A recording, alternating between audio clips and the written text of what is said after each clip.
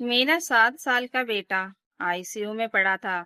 Doctor ने कहा था कि अगले कुछ घंटे बहुत नाजुक हैं। मैं उसके आईसीयू के बाहर हाथ जोड़कर बैठी थी। तभी मेरी सास का फोन आया। मैंने सोचा वह बच्चे का हाल पूछेंगी, लेकिन उन्होंने कहा, बहू, जल्दी घर आ जाओ, बहुत सारे मेहमान अचानक आ गए हैं। मैं अकेले सबकी खातिरदारी कैसे करूं? अस्पताल में रोहित है ना, वो बच्चे को देख लेगा। मैंने रोते हुए कहा, माँ जी, मेरा बेटा आईसीयू में है। उन्होंने बिना एक पल रुके कहा, बच्चे को डॉक्टर देख रहे हैं, तुम वहां बैठकर क्या करोगी? घर के मेहमान दोबारा नहीं आएंगे। उस वक्त मुझे लगा जैसे किसी ने मेरे कलेजे पर हाथ रख दिया हो। लेकिन मुझे नहीं पता था कि मेरी सास मुझे सिर्फ मेहमानों की खातिरदारी के लिए घर नहीं बुला रही थी। वह मुझसे एक ऐसा काम करवाना चाहती थी जिसके बारे में पता चलते ही मेरे पैरों तले जमीन खिसकने वाली थी। मेरा नाम काव्या है और मेरी शादी को 8 साल हुए थे।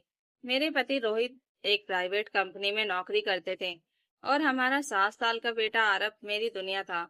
आरव बहुत समझदार और हंसमुख बच्चा था। उसकी सबसे बड़ी इच्छा थी कि वह बड़ा होकर क्रिकेटर बने। घर में उसके गेंद बल्ले की आवाज से अक्सर मेरी सास कमला देवी परेशान हो जाती थी, लेकिन मैं उसे हमेशा खेलने देती थी। कमला देवी का स्वभाव थोड़ा सख्त था।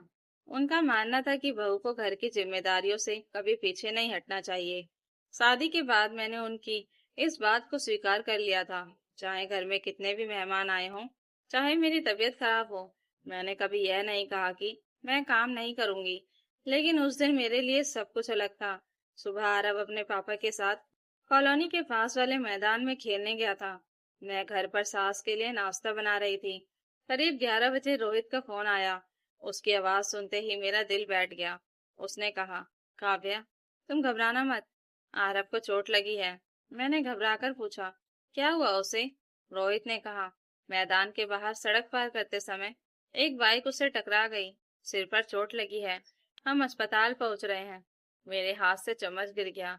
मैंने सास को बताया और भागकर अस्पताल पहुंची। आरव को इमरजेंसी में ले जाया जा चुका था। उसके सिर पर गहरी चोट थी और डॉक्टर उसकी जांच कर रहे थे। कुछ देर बाद उसे आईसीयू में शिफ्ट कर दिया गया। डॉक्टर ने हमें समझाया कि चोट गंभीर है और अभी उसे लगातार निगरानी में रखना होगा। उन्होंने कहा, अभी कुछ घंटे बहुत महत्वपूर्ण हैं। आप लोग घबराइए मत, लेकिन बच्चे को ऑब्जर्वेशन में रखना जरूरी है। मैं आईसीयू के बाहर बैठ गई। शीशे के उस पार मेरा बच्चा चुपचाप लेटा था। उसके सिर पर पट्टी थी और उसके आसपास मशीनें लगी थी। मैंने हाथ जोड़कर भगवान से कहा, हे भगवान, मेरे बच्चे को कुछ मत होने देना, उसकी जगह मेरी जान ले लो। रोहित मेरे पास बैठा था। उसका चेहरा भी पूरी तरह टूट चुका था। वह बार बार कह रहा था, काव्या, मुझे उसके साथ सड़क तक नहीं जाना चाहिए था। मैंने उसका हाथ पकड़कर कहा, रोहित, खुद को दोष मत दो, हादसा था। करीब 2 घंटे बाद डॉक्टर बाहर आए और बोले कि फिलहाल आरव की हालत स्टेबल है, लेकिन उसे आईसीयू में ही रखना होगा। मैंने राहत की सांस ली। मुझे लगा अब बस यही इंतजार करना है कि मेरा बच्चा आंखें खोले और मुझे देखकर मुस्कुराए। तभी मेरा फोन बजा। स्क्रीन पर सास का नाम देखकर मैंने तुरंत फोन उठाया।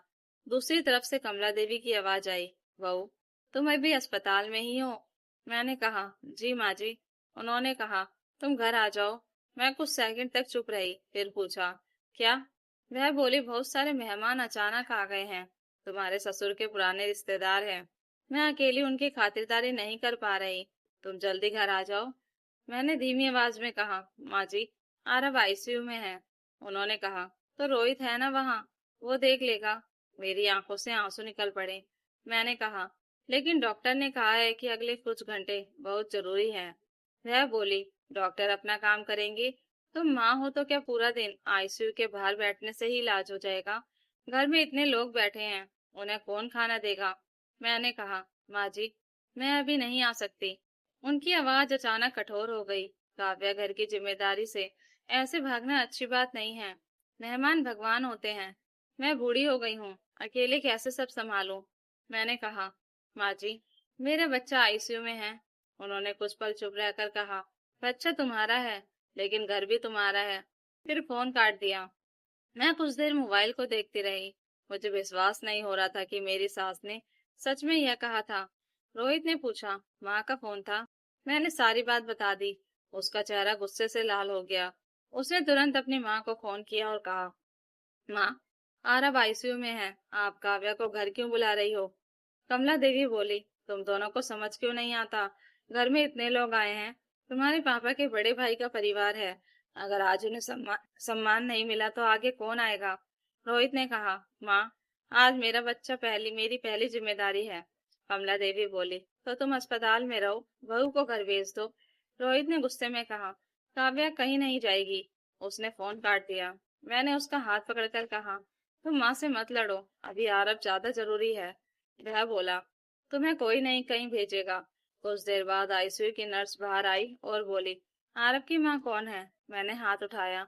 नर्स ने कहा, अभी बच्चा स्टेबल है, लेकिन अगर डॉक्टर आपको बुलाए तो आप यहीं रहिएगा। मैंने सिर हिलाया। मेरा फोन फिर बजा। इस बार ननद पूजा थी। उसने कहा, भाभी, माँ बहुत परेशान है। आप बस 2-3 घंटे के लिए घर आ जाओ। मैंने कहा, पूजा, मेरा बेटा आईसीयू में है।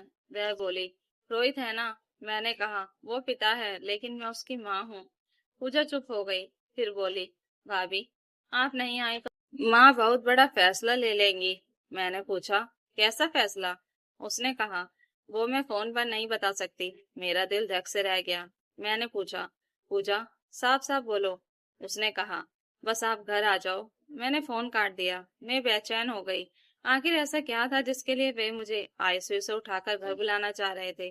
थोड़ी देर बाद रोहित को घर से एक और फोन आया। उसने स्पीकर पर बात की। कमला देवी कह रही थी, रोहित, अगर काव्या आज घर नहीं आई तो मैं मेहमानों के सामने क्या जवाब दूंगी? सब पूछ रहे हैं कि बहू कहाँ है। रोहित ने कहा, माँ उन्हें बता दीजिए कि उसकी जगह आईसीयू में उसका बच्चा है। कमला देवी कुछ पल चुप रही और फिर बोली, ठीक है, फिर जो होगा उसकी जिम्मेदारी तुम्हारी होगी। फोन कट गया। मैंने रोहित से पूछा, माँ क्या कहना चाहती हैं? वह बोला, पता नहीं, लेकिन उसके चेहरे पर भी चिंता थी। करीब शाम के 5 बजे डॉक्टर आईसीयू के बाहर आए। उन्होंने कहा, बच्चे की हालत अभी स्टेबल है, अगले कुछ घंटे भी महत्वपूर्ण हैं, लेकिन अभी कोई इमरजेंसी नहीं है। मैंने राहत की सांस ली। तभी अस्पताल के रिसेप्शन से एक कर्मचारी हमारे पास आया और बोला, काव्या जी, आपके नाम से कोई आदमी एक एनवेलप छोड़कर गया है। मैंने हैरानी से एनवेलप लिया। उस पर सिर्फ मेरा नाम लिखा था। मैंने खोला तो अंदर हमारे घर की रजिस्ट्री के कुछ फोटोकॉपीज और एक बैंक की रिसिप्ट थी। मैं उन्हें देखकर सन रह गई। रोहित ने पूछा, ये क्या है? मैंने रिसिप्ट उसकी तरफ बढ़ाई। उसने पढ़ते ही मेरी तरफ देखा। उसके चेहरे का रंग उड़ चुका था। मैंने पूछा, क्या हुआ? उसने धीरे से कहा, काव्या, यह हमारे घर के लोन की रिसीप्ट है। मैंने कहा, तो? उसने कांपती आवाज में कहा, इस लोन की आखिरी किस्त अगले महीने की है, और अगर ये नहीं भरी गई तो बैंक घर पर कार्रवाई शुरू कर सकता है। मैं हैरान रह गई। मैंने कहा, लेकिन हम तो हर महीने ईएमआई दे रहे हैं। रोहित चुप रहा। मैंने पूछा, फिर ये रिसिप्ट मेरे पास क्यों आई? तभी उसके फोन पर उसकी माँ का संदेश आया, काव्या को घर भेज दो, उसे बैंक वाले कागज पर आज ही साइन करने हैं। मैंने संदेश पढ़ा तो मेरे हाथ कांपने लगे। मैं समझ गई कि मेरी सास मुझे मेहमानों की खातिरदारी के लिए नहीं बुला रही थी। वह चाहती थी कि मैं अपने आईसीयू में पड़े बच्चे को छोड़कर घर जाऊं, क्योंकि आज घर में मेहमानों के सामने नहीं, बैंक के सामने एक ऐसा फैसला होना था जिसे मेरे हस्ताक्षर जरूरी थे। अस्पताल के उस छोटे से वेटिंग एरिया में बैठी मैं बार बार वही मैसेज पढ़ रही थी, काव्या को घर भेज दो, उसे बैंक वाले कागज पर आज ही साइन करने हैं। मेरे हाथ कांप रहे थे। मैंने रोहित से पूछा, ये क्या है?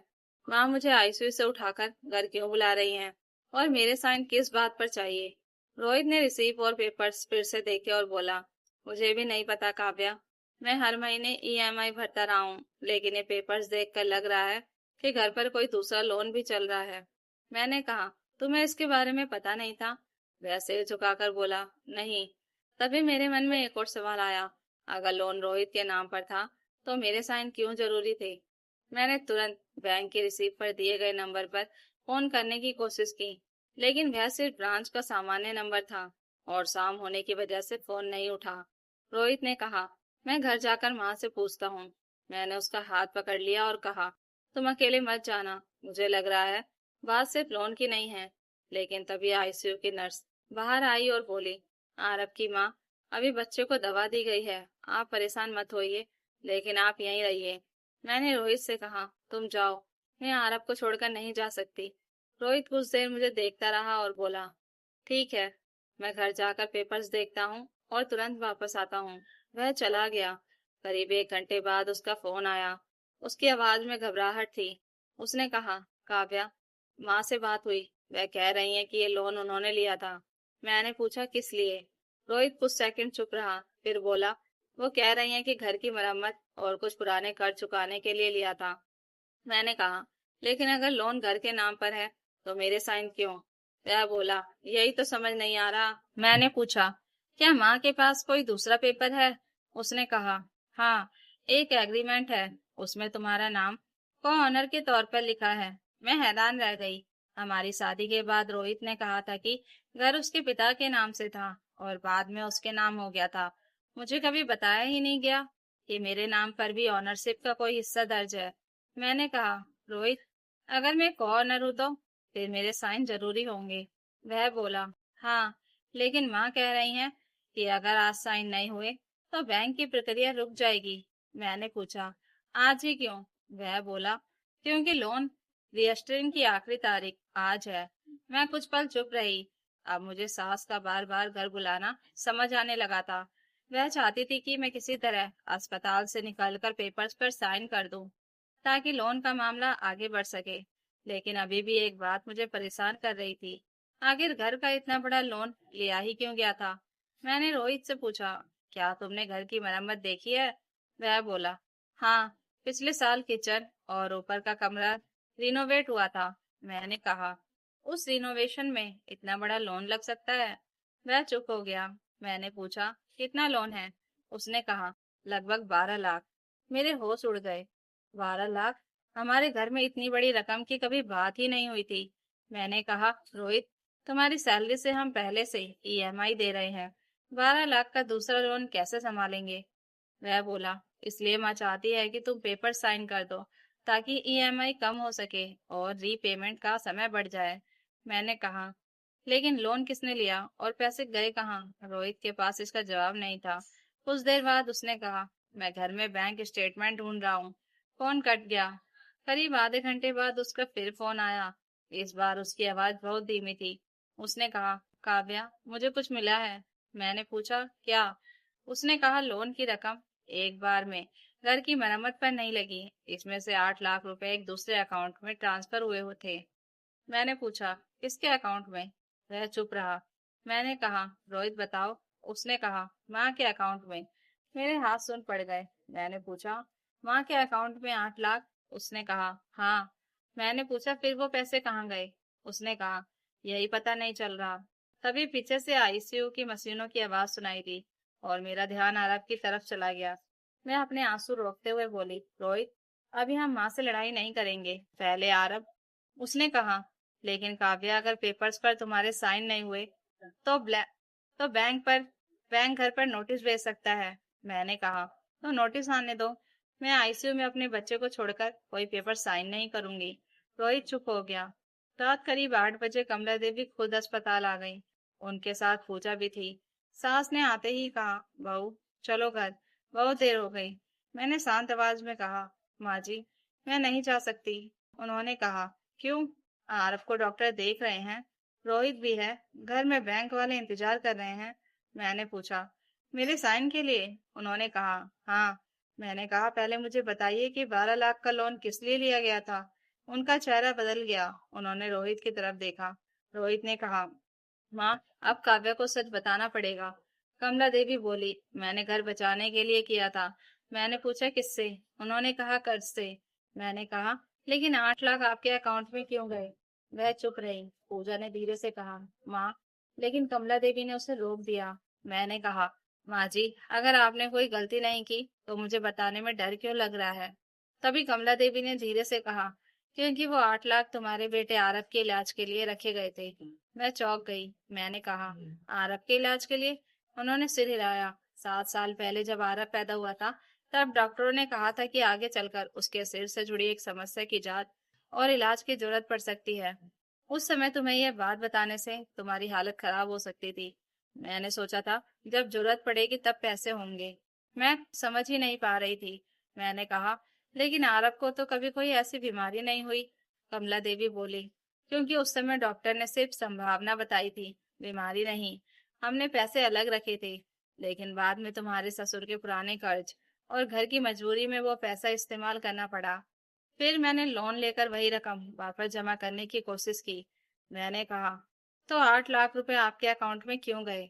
उन्होंने कहा, क्योंकि मैं चाहती थी कि वो पैसा फिर से सुरक्षित रहे। रोहित ने तुरंत पूछा, माँ, अगर ऐसा था तो हमें बताया क्यों नहीं? कमला देवी ने कहा, क्योंकि मुझे डर था कि तुम दोनों घबरा जाओगे और घर की हालत खराब हो जाएगी। मैंने सिर पकड़ लिया, सारी बातें और उलझ रही थी। तभी रोहित ने बैंक स्टेटमेंट फिर से देखा और कहा, माँ, लेकिन ये 8 लाख अकाउंट में आए और सिर्फ 2 दिन बाद 5 लाख रुपए किसी दूसरे अकाउंट में ट्रांसफर हुए। कमला देवी का चेहरा अचानक सफेद पड़ गया। मैंने उनकी तरफ देखा, उन्होंने कोई जवाब नहीं दिया। रोहित ने पूछा, माँ, ये 5 लाख कहाँ गए? कमला देवी की आंखों में आंसू आ गए। उन्होंने कहा, वो मैंने पूजा के पति को दिए थे। पूजा तुरंत बोली, माँ, मैंने उसकी तरफ देखा। कमला देवी बोली, उसका बिजनेस डूब गया था। अगर उस समय पैसे नहीं देती तो उसका घर टूट जाता। रोहित गुस्से में बोला, माँ, आपने आरब के इलाज के नाम पर लोन लिया और पैसे जिया जी के बिजनेस में लगा दिए। कमला देवी रोने लगी। मैंने पहली बार महसूस किया कि मेरे सामने सिर्फ एक सास नहीं, बल्कि एक ऐसी माँ थी जिसने अपनी बेटी का घर बचाने के लिए मेरे बच्चे के नाम पर रखे पैसों को खतरे में डाल दिया था। लेकिन तभी आईसीयू से नर्स दौड़ती हुई बाहर आई। उसने कहा, आरब की माँ, डॉक्टर आपको तुरंत बुला रहे हैं। मैं बिना किसी को देखे आईसीयू की तरफ भागी। डॉक्टर ने कहा, आरब की हालत में फिर से बदलाव आया है। हमें कुछ जरूरी टेस्ट और ट्रीटमेंट तुरंत करना होगा। खर्च की चिंता मत कीजिए, लेकिन हमें कंसिस्टेंट और पेमेंट प्रोसेस शुरू करना पड़ेगा। मैंने रोहित की तरफ देखा, उसकी आंखों में डर था। फिर मेरी नजर कमला देवी पर गई। वह रो रही थी। उस समय बैंक से एक कॉल आया और रोहित ने स्पीकर पर उठाया। बैंक अधिकारी ने कहा, मैडम के साइन के बिना लोन रीस्ट्रक्चरिंग नहीं हो सकती। अगर आज डॉक्यूमेंट जमा नहीं हुए तो कल से रिकवरी नोटिस जारी हो जाएगा। मैं कुछ सेकंड तक चुप रही। मेरे सामने एक तरफ मेरा बच्चा था और दूसरी तरफ घर का कर्ज। तभी मैंने यह वह फैसला लिया जिसकी किसी ने उम्मीद नहीं की थी। मैंने रोहित से कहा, घर बचाने के लिए मैं अपने बच्चे को नहीं छोड़ूंगी। अगर घर बिकता है तो बिकने दो, लेकिन आज कोई ऐसा कागज मेरे हाथ में मत देना जिस पर मैं बिना समझे सिर्फ इसलिए साइन कर दूं क्योंकि किसी को मेहमानों के सामने शर्मिंदगी से बचना है। कमला देवी ने सिर झुका लिया। लेकिन उसी समय आईसीयू के डॉक्टर ने बाहर आकर कहा, काव्या जी, आरब की हालत अभी नाजुक है, लेकिन सर्जरी की जरूरत फिलहाल नहीं है। दवाइयों और मॉनिटरिंग से उसे संभाला जा सकता है। मेरी आंखों से आंसू निकल आए। इतने घंटों से जिस डर में मैं जी रही थी, उसमें पहली बार थोड़ी राहत मिली। मैंने कमला देवी की तरफ देखा। वह सिर झुकाए खड़ी थी। उन्होंने मेरे हाथ में बैंक के पेपर्स रखकर कहा, बहू, इन्हें फाड़ दो। आज मुझे समझ आ गया कि घर बचाने के चक्कर में मैंने अपने ही परिवार का भरोसा खो दिया। रोहित ने माँ से कहा, माँ, पूजा की मदद करना गलत नहीं था, लेकिन आरब के नाम पर लोन लेकर हमसे छिपाना गलत था। पूजा रोते हुए बोली, भाभी, मैं एक एक पैसा वापस करूंगी। मैंने कहा, पैसे वापस हो जाएंगे, लेकिन आगे से कोई फैसला छिपाकर मत लेना। कुछ दिनों बाद आरब की हालत सुधरने लगी और उसे आईसीयू से बाहर लाया गया। जब उसने आंखें खोलकर मुझे मम्मा कहा, तो मुझे लगा मेरी दुनिया वापस मिल गई। अस्पताल से छुट्टी वाले दिन कमला देवी ने खुद मेरा हाथ पकड़कर कहा, बहू, उस दिन मैं तुम्हें मेहमानों के लिए बुला रही थी। आज समझ आया कि मेहमान कुछ घंटों के लिए आते हैं, लेकिन बच्चे और परिवार जिंदगी भर के होते हैं। मैंने उन्हें देखा और बस इतना कहा, माँ जी, घर दोबारा बनाया जा सकता है, लेकिन बच्चे की जिंदगी और परिवार का भरोसा दोबारा नहीं खरीदा जा सकता। कमला देवी की आंखों से आंसू बह निकले। उस दिन घर तो वही था, लेकिन रिश्तों को देखने का नजरिया हमेशा के लिए बदल गया। तो दोस्तों, अगर आपको यह कहानी अच्छी लगी हो तो कमेंट करके जरूर बताइएगा और नई कहानियों के लिए चैनल को सब्सक्राइब जरूर कर लीजिएगा। Thank you for watching.